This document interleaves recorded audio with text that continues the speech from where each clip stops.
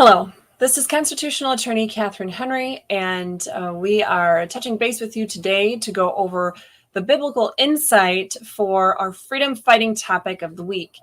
So this Tuesday, we talked about resolutions and whether they are enforceable as laws, whether they could be used to regulate we the people, and went into full detail on that. I even talked a little bit about what the Bible has to say on that topic. In fact, we talked about that resolutions are not referenced in anywhere in the Bible as being used as a way to regulate the people, or that's something that people are having to follow, like a set of procedures. But the term ordinance is actually used many times throughout the Bible as something that's meant to be a lasting thing to follow. And so where do we see that? We actually see that in Ezekiel, 2nd Chronicles, Numbers, Leviticus, Exodus, and a wide variety of places. But also, it's always talking about, sorry guys, it's always talking about using the term lasting ordinance, or an ordinance for you and all of your generations to follow. That's something that you will follow. And so with that being said, if you do look at 1 Samuel 30, verse 25, you'll see that it says, David made this a statute and ordinance for Israel from that day to this. Now, that's only one of 3 places the word statute is used anywhere in the Bible, and it's used, the place that it is being used in context of what we're talking about today. And so if you look at it, statute and ordinance, they're brought together in terms of being the law that will be regulating the people, something that David put into place. So, resolution, though, not mentioned at all. Okay, but the Bible also gives us some other helpful insight, and it's important because, as I pointed out in the video, I wanted to do this topic this week because Friday being April Fool's Day, it's, seems only fitting that we really put our foot down and recognize that certainly for the last 2 years, and quite frankly beyond, our government has been playing us for a fool. And the best way to stop that, to ensure that the government can no longer play us for the fool, that they can't do these April Fool's jokes on us in terms of telling us we have to follow executive orders and mandates and resolutions and all that nonsense, is to know what actually is a law and what isn't. And sometimes it's super easy to find, and sometimes there's just a lot of different ways that you got to talk about it and think about it to make sure you're covering all your bases.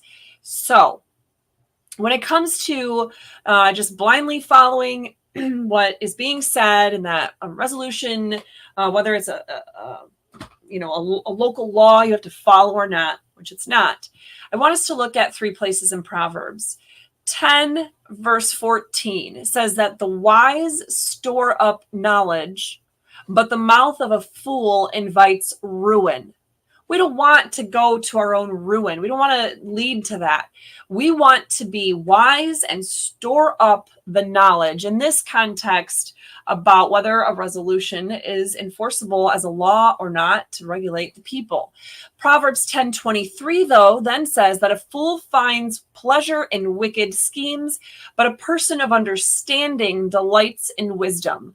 I hope that it is truly a delight to you that we are bringing this information to you this week and all the other weeks on these topics, so that you can delight in the wisdom, that you can use that understanding, and that's in contrast, stark contrast to those fools who find pleasure in their wicked schemes. But lastly, I want us to pay attention to Proverbs 14, verse 7, that says, "Stay away from a fool, for you will not find knowledge on their lips." Let's make sure we're not listening to those who say we have to follow or obey resolutions. If we're not as a member, serving as a member of that particular legislative body, or somehow being impacted at our job because we in our job are serving the public, we work for that particular branch or level of government, then we can't be impacted by that. If we're just in our capacity as a member of the general public, we need to know that regardless of what any government official or government body says, they can't use resolutions to regulate we the people. And that there is no knowledge that can come from their lips. We need to look at the truth and learn about it ourselves, and to not succumb to becoming a fool ourselves because we are following those who don't have the knowledge needed. So with that being said, I want to wish you a wonderful rest of your weekend, a great week coming up.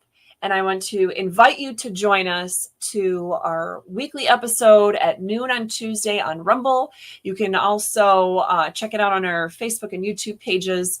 But I ask that you join us to keep that education going, and to tune in at little chunks throughout the day, throughout the week, I should say, to get that Way to Get Involved challenge on Wednesday, to hear Friday's Freedom Fighting Tools, to get that Constitution segment recap. Of course, on Saturday, to hear from Rachel about our Restore Freedom goodie of the week, to see how you can just spread the word about the work that we're doing.